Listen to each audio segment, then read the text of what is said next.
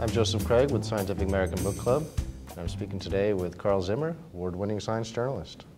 Welcome, Carl. Thanks for having me. And I know your work has appeared in a lot of different formats. When you're writing your books, do they tend to develop out of newspaper and magazine pieces, or do they have distinct genesis? It's a little of both. So sometimes I'll be working on a magazine article and it's just too much for the 4,000 or 5,000 words I've been allotted. And then I will say, like, this really should be a book. Other times I've just got an idea for a book just on its own, and actually off of that I've spun off a bunch of articles, things that didn't quite work in the book, and I can just pursue them later. So it's a sort of a back and forth process between all my writing. Mm-hmm. Well, your book, Parasite Rex, is just one of my personal favorites, and I know it's led to a sense of scientific immortality for you. Can you tell us about A. Zimmeri? Yeah, so I have a species named after me, a species of tapeworm. So the book Parasite Rex is all about how wonderful and sophisticated and amazing and important parasites are. They've been unduly neglected for centuries.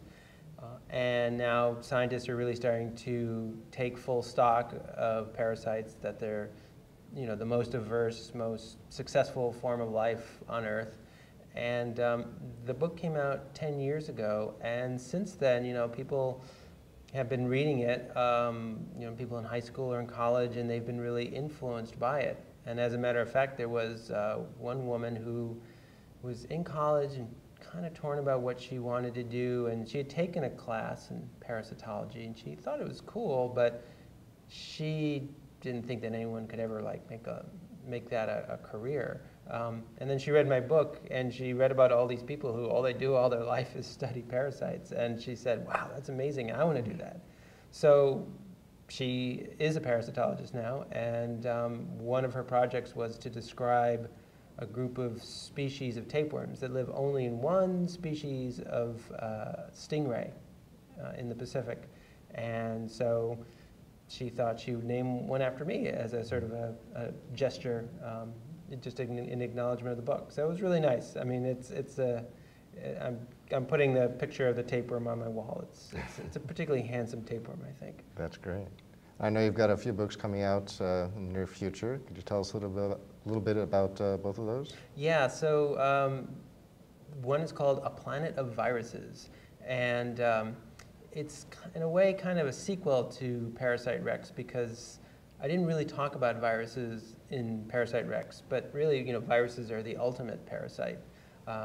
There are more viruses on Earth by far than any other life form, and each of us has literally thousands of viruses living inside of us when we're perfectly healthy, thousands of different species of viruses. And we depend on viruses for a lot of things. I mean, viruses, believe it or not, control the atmosphere, how much oxygen is in the atmosphere. A lot of that is due to the viruses in the ocean killing off bacteria and regulating the air we breathe, literally. So it looks at viruses just all across their range, from the viruses that give us a cold, to the ones that kill us from smallpox, to the ones that are out in the ocean and keeping us alive. So that is a fun book. The other book is a bit different. It's called Science Inc. And that is actually it's a picture book of tattoos. And the genesis of that was that I have a friend, he's a Harvard geneticist, and he and his family came to my family's house to have a pool party for the kids, and so he jumps into the pool with his kids, and I notice on his arm, first time I've ever noticed, he's got this tattoo of DNA. Mm-hmm. And I said, wow, look at that. I guess that makes sense, you're a geneticist. And he said, yeah, and look, it spells out my wife's initials in genetic code. And I said, wow, that's pretty geeky. But so I have a blog, and I took a picture of it, and I put it on my blog, and I said, is this common? I mean, do all you scientists out there hide tattoos from the rest of us that we don't know about? You can tell us, come on. And I thought maybe the answer was no. Maybe this was just my friend Bob, he just had that tattoo, and that was the end of the story. But that was not the case.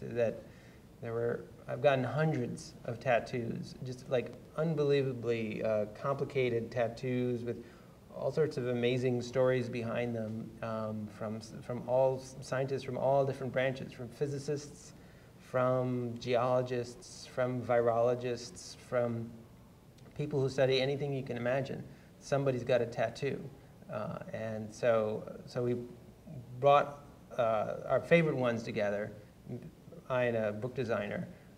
So we have, I think, 250, maybe 300 tattoos, and I've been writing about the science that's shown in each one of them, because each one of these tells a really interesting story. There's a lot of the history of science in these tattoos. Well, we're excited to see it coming out. Great. Thanks very much for spending some time with us today. Thank you. Take care. Hi, I'm Carl Zimmer, and you can find great science books at scientificamericanbookclub.com.